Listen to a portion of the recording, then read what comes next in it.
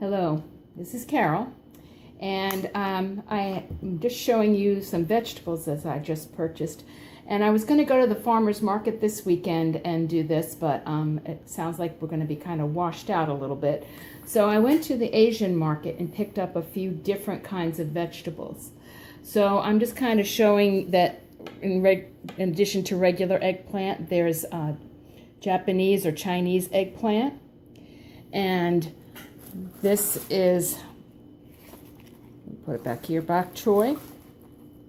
This is the petite kind. Shiitake mushrooms. A variety of peppers here.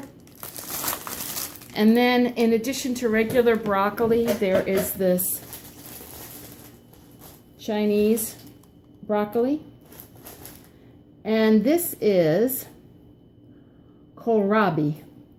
A green kohlrabi. Let me just show you the name of it, green kohlrabi, which has like a cabbage-like taste to it. And you can eat the leaves off of these and all kinds of things. So this is just like trying different varieties of things, just to try something new. And there are books available on Amazon.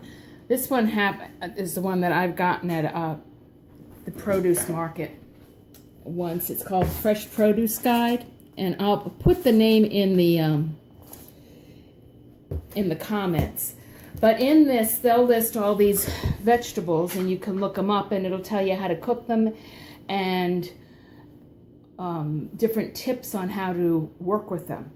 So if you find a guide, or now you can Google everything online. You can look up something like this kohlrabi and see what it's going to taste like. You can do that while you're at the market.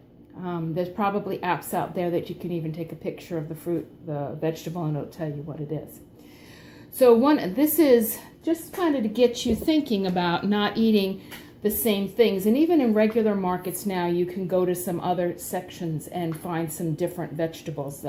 We usually have a little section of greens, and there are a lot of greens that you may never even have tasted.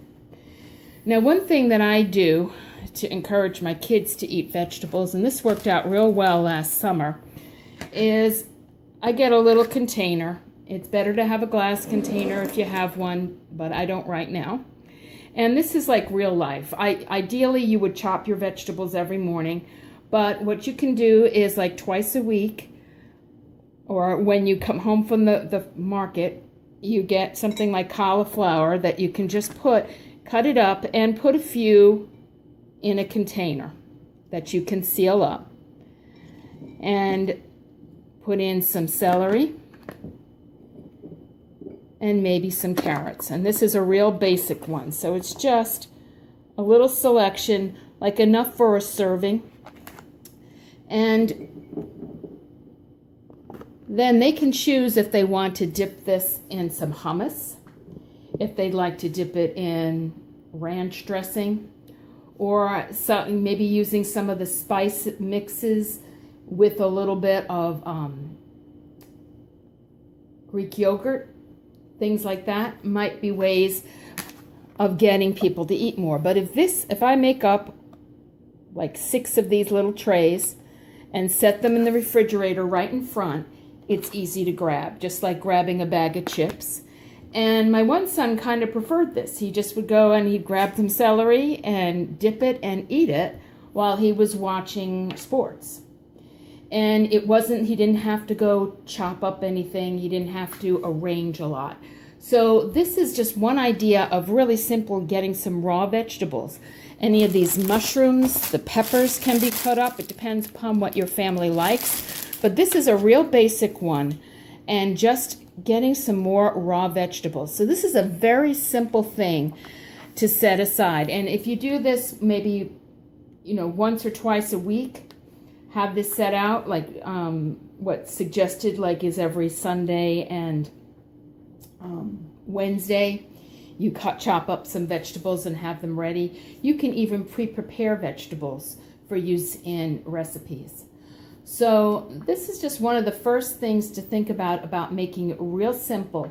And especially if you're working all day, getting your vegetables chopped up ahead of time, put in containers. Like I'll chop up the celery and my head of cauliflower, and I put the celery in some water and just have the cauliflower in here. And although it's better to have it right away, I know if I have that whole head of lettuce or the celery in its full container, I know my kids won't go and chop it up. And depending upon the night, I just won't feel like it. So I have some chopped up small. This can just be opened up and put in a food processor to make that riced cauliflower. So these are just some ideas to get started. The rest of the week, the rest of these videos will be shorter, and this is just kind of to get you started on thinking about some very basic things that you can do to add some more vegetables in some different ways, and trying to explore some new and different vegetable ideas.